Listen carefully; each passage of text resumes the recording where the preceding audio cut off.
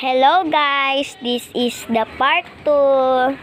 So ayan, ito yung mukha kapag andito ako sa ayun o. So kaganina andyan ako. So syempre hindi naman ako matatakot dyan, charot. Pero Kian, kung niwawatch mo to, ayun si Tita Pem. Say hello, Tita Pem! Hello.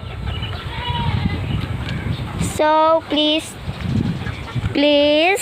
subscribe.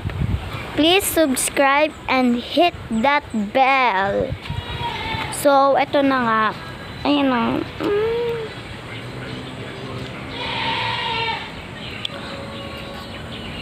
Ayan na. Tawagin ko si Kian na ang proof ko ay kilala ko si Kian. Kaden V. Kasugay. Charot. Kian!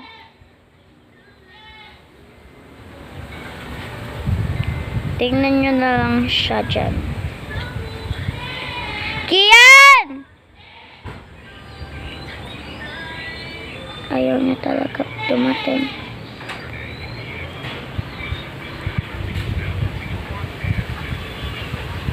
Ayun siya.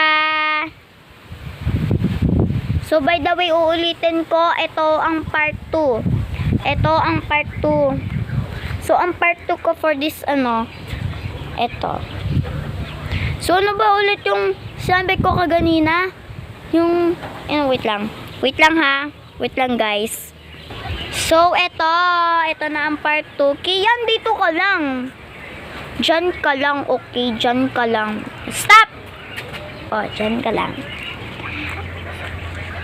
Diyan ka. So, ayan. Ayan ang looks like. Tapos dito, muntik. Ay! Muntik ko pa to maging kulungan ng parot. Bibili sana kami ng parot nung nakatira kami dito. Pero,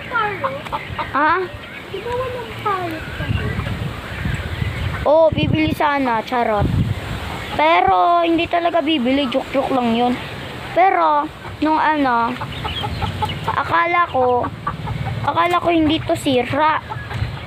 Akala ko hindi to sira yung na yan. Yung pala may puno. May na pala dyan. May, tawag dito, may kahoy na dyan. Tapos,